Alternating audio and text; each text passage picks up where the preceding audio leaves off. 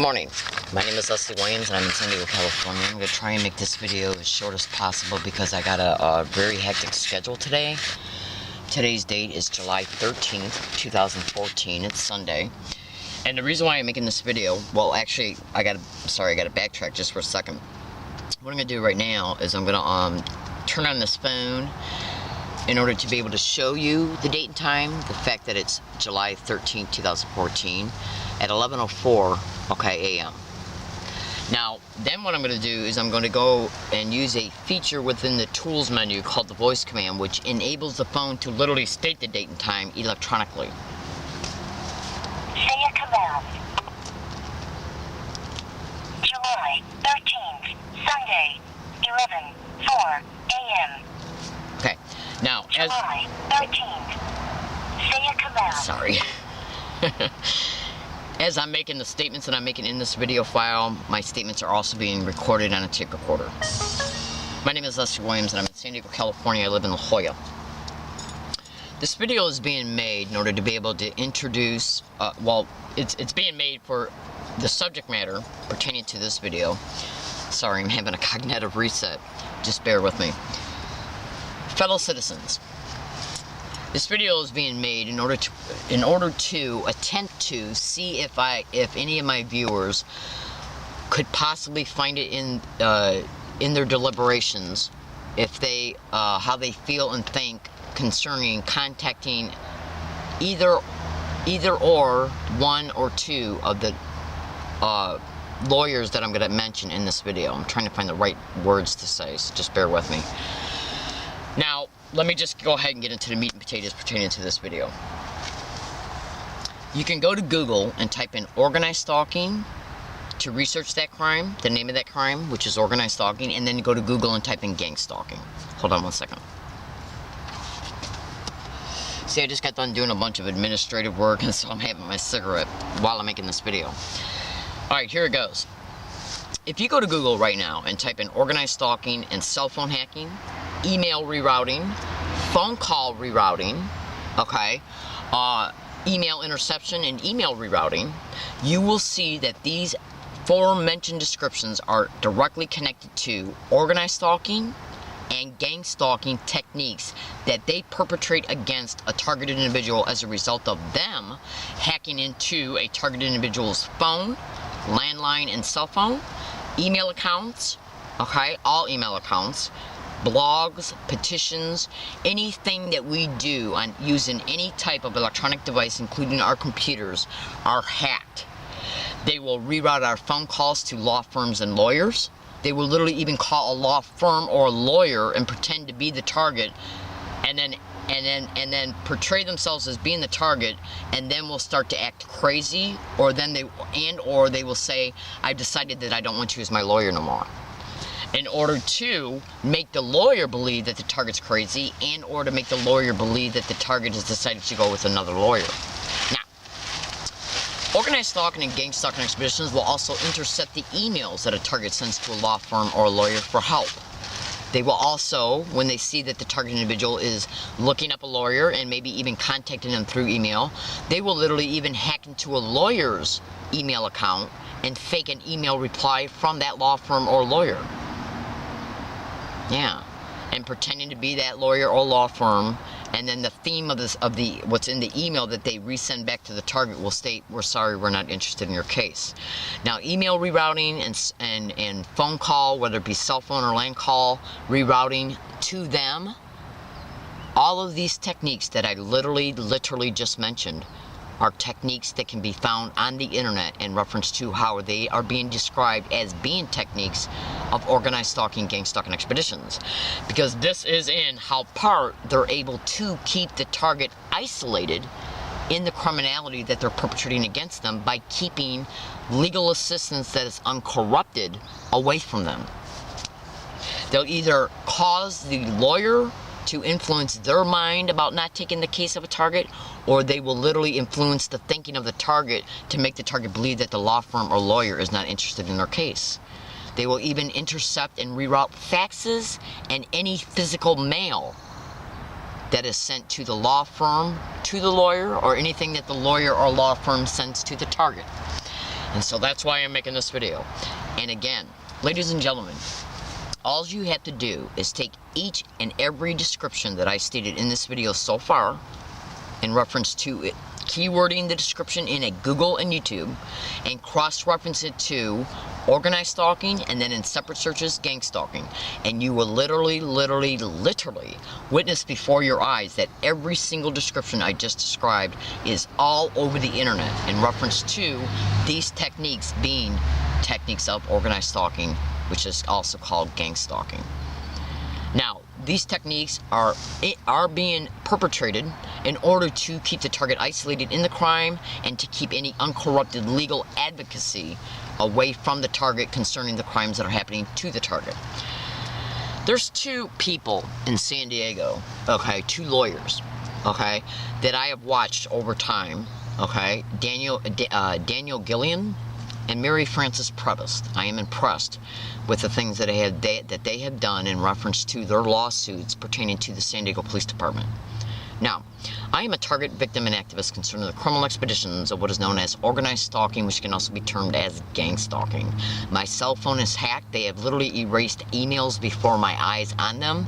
They have erased emails out of my account as I'm sitting in front of desktops at public libraries and universities. They've literally erased emails before my eyes. Okay? Okay?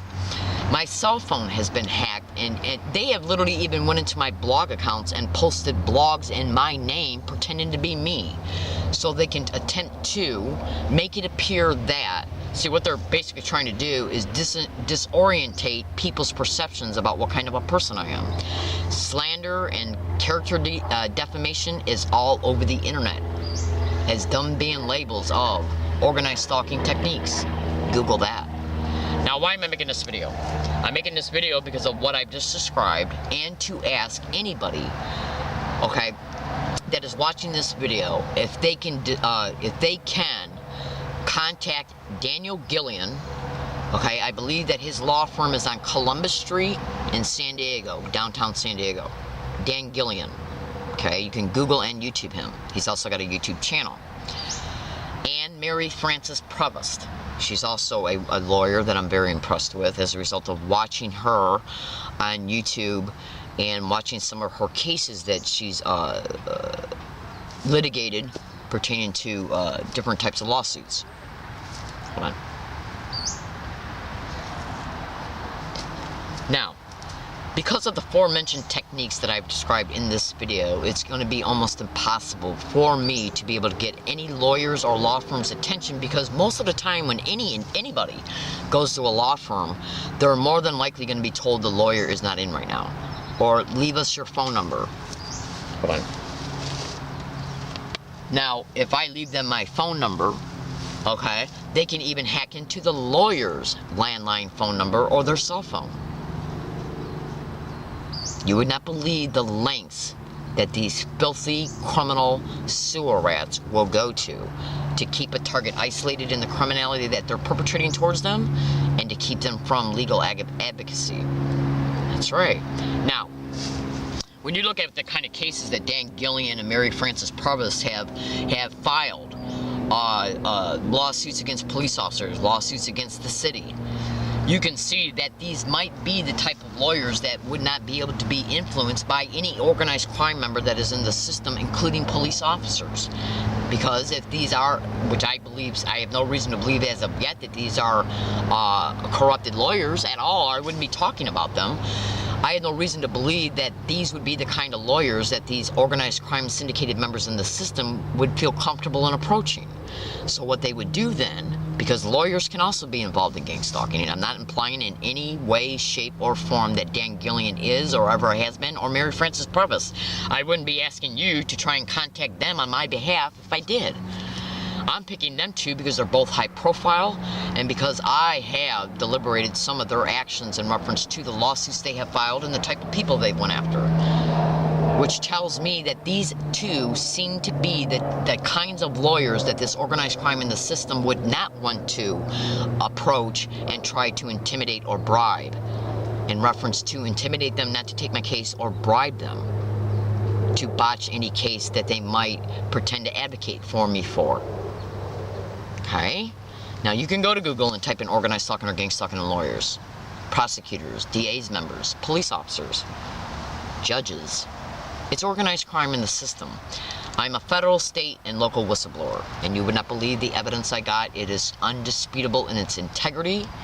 It's undeniable, literally. I can't say it any plainer.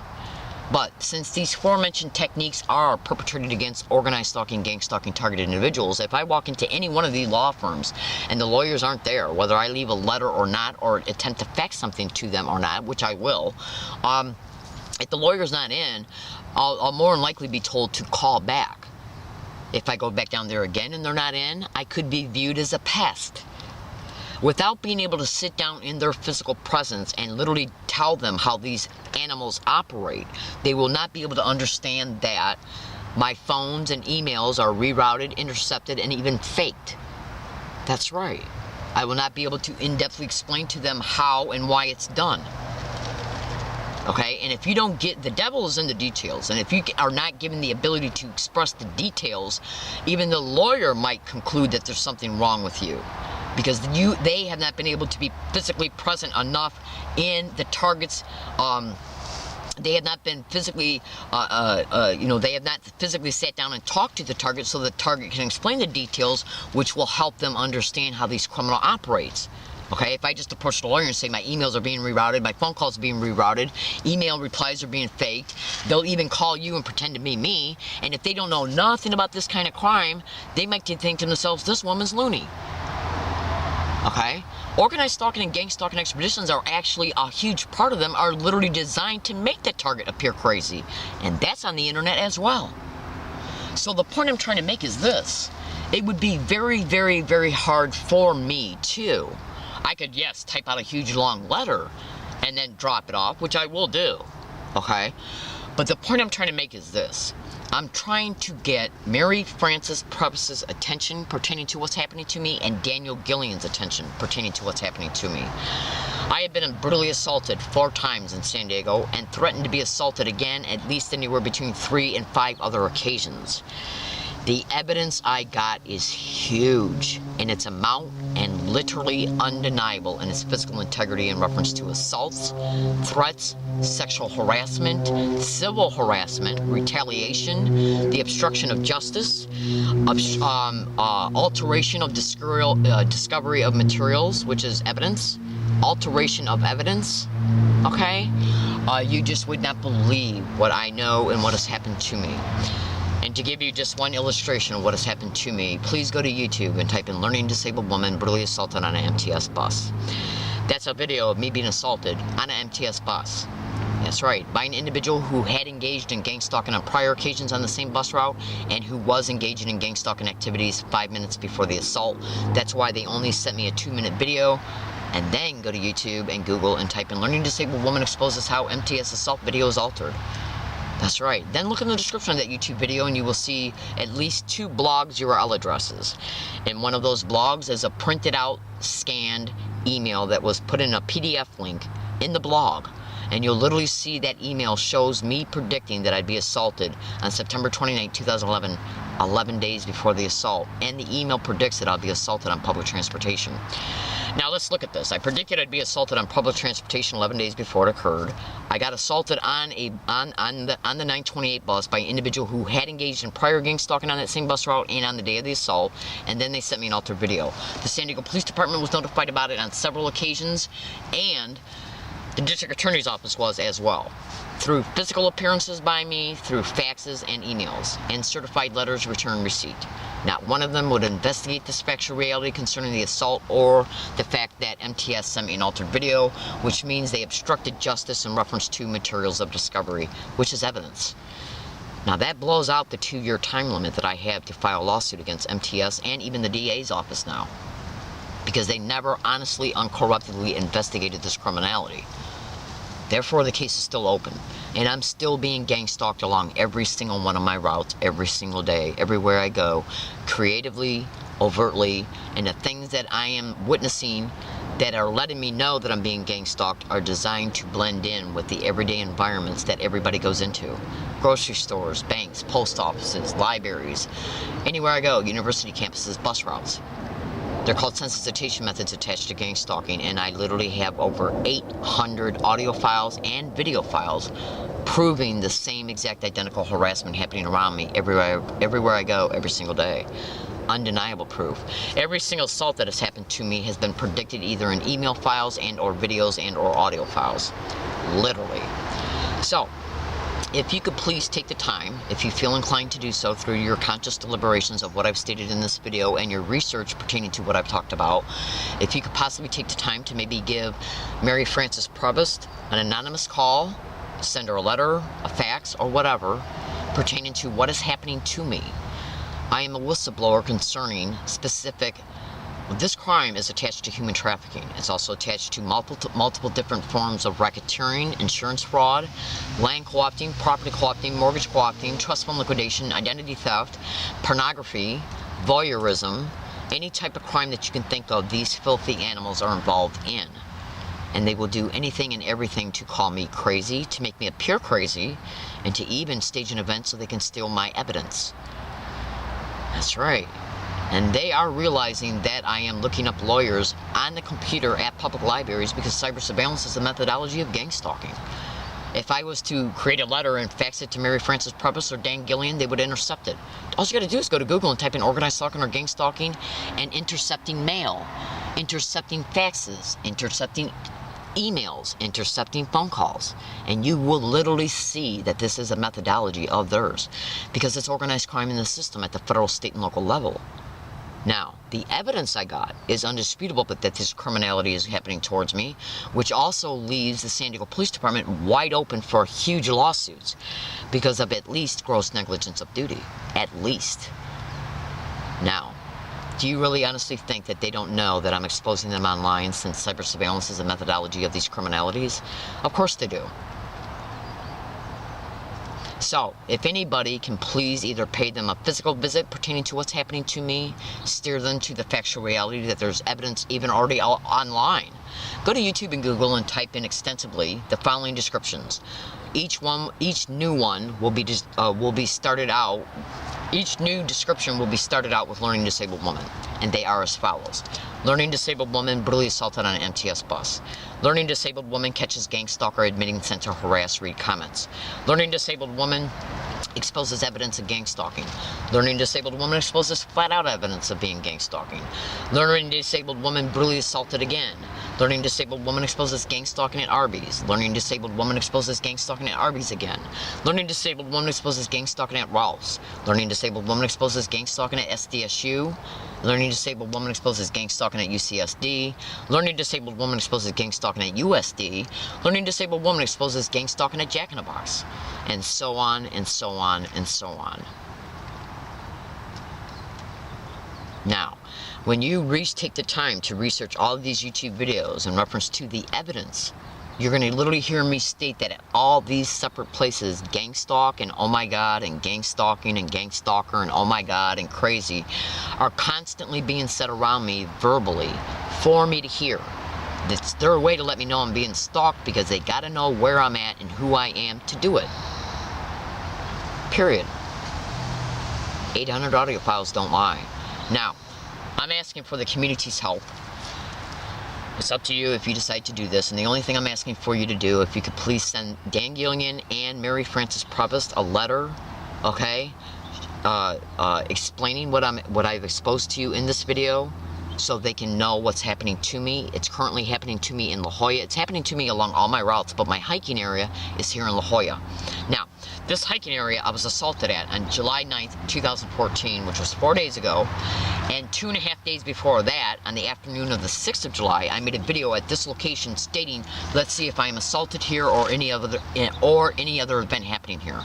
That video was published the day it was made, and it was kept on the video card that the video was made from. And 2.5 days later, I'm brutally assaulted here at this location, and it was caught on video. The 4th assault that was predicted.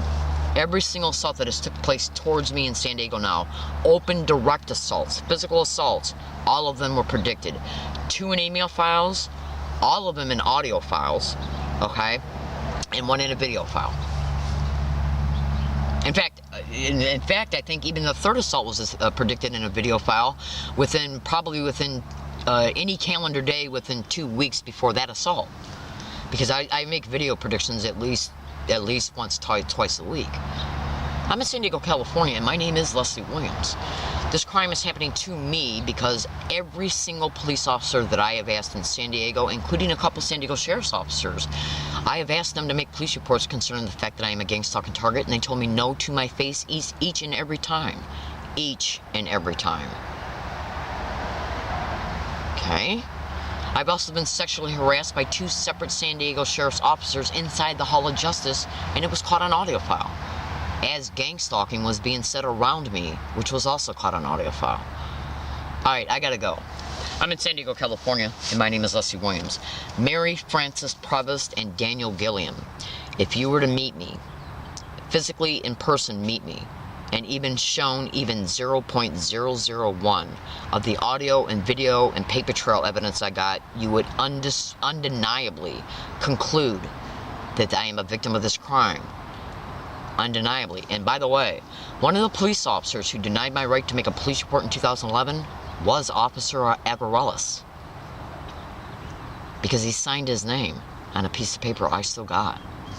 I'm in San Diego, California. Remember, human trafficking is directly connected to these criminalities. What do I know?